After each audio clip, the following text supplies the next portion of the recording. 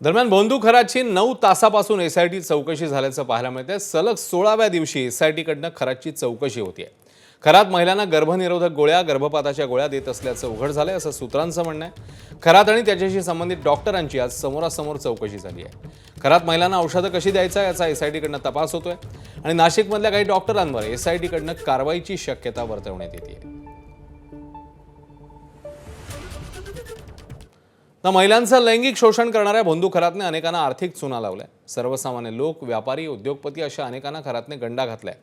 Plot विक्री व्यवसायात गुंतवणुकीचा आमिष दाखवून एक कांदा व्यापाऱ्याची खरातने तब्बल 85 लाखांना फसवणूक केल्याचं उघड झालंय।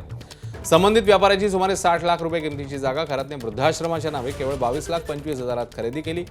यानंतर अधिक चांगल्या ठिकाणी जागा मिळवून देण्याचं आणि प्लॉट विक्रीतनं मोठा नफा मिळवण्याचं आमिष खरातने दाखवलं। नंतर तुझ्यावर देवाचा कोप होईल अशी धमकी देत त्याला गप्प बसवण्याचा प्रयत्न केला। दरम्यान खरात विरोधात एकूण 12 गुन्हे दाखल आहेत। त्यापैकी 8 गुन्हे लैंगिक शोषणाचे तर 4 गुन्हे आर्थिक फसवणुकीचे आहेत।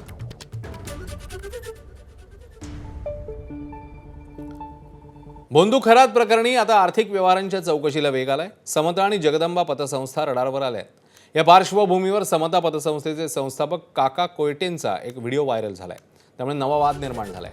या व्हिडिओमध्ये कोयटे खरातच्या पाया पडताना दिसत आहेत, मात्र आपण आजपर्यंत अशोक खरातला कधीही भेटलो नाही असा दावा कोयटेंनी केला।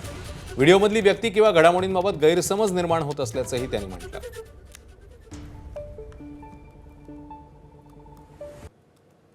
कोण अशोक खरात, कोण कॅप्टन, कोण भोंदू, ते आत्ता ओपन झालं। आम्हाला माहीतही नव्हतं ते। नाशिकमध्ये तो कार्यक्रम, तो फोटो पाहिल्यानंतर मी त्याची पडताळणी केली आहे। नाशिकमध्ये पतसंस्थांचा एक कार्यक्रम होता आमच्या फेडरेशनचा, त्याच्यात ते अशोक खरात आले असतील आणि मी आयोजकांना ज्यावेळेस विचारलं, आयोजकांनी सांगितलं की हे नवीन आपल्या पतसंस्था चळवळीमध्ये आलेले, त्यांचा सत्कार करायचा। ते स्टेजवर आले, त्यांचा सत्कार केला। आता पाय जर मी त्यांच्या पडलो असेल, हिंदू संस्कृती आहे, वयाने छोटं जरी असले तरी हिंदू संस्कृती आहे। एकमेकांच्या आता वारकरी संप्रदायामध्ये लहान जरी असलं तरी एकमेकांच्या पाया पडतात। भोंदू खरातच्या कथित स्वीय सहायकाची शिर्डी पोलिसांकडून आज चौकशी झाली आहे। मिरगावमधील रमेश हिंगे या व्यक्ती भोंदू खरातचा पीए असल्याची चर्चा गेल्या काही दिवसांपासून रंगली होती। रमेश हिंगे या व्यक्तीच्या नावावरही समता पतसंस्थेत खातं होतं। त्याच अनुषंगाने शिर्डी पोलिसांकडून हिंगेची चौकशी झाली आहे।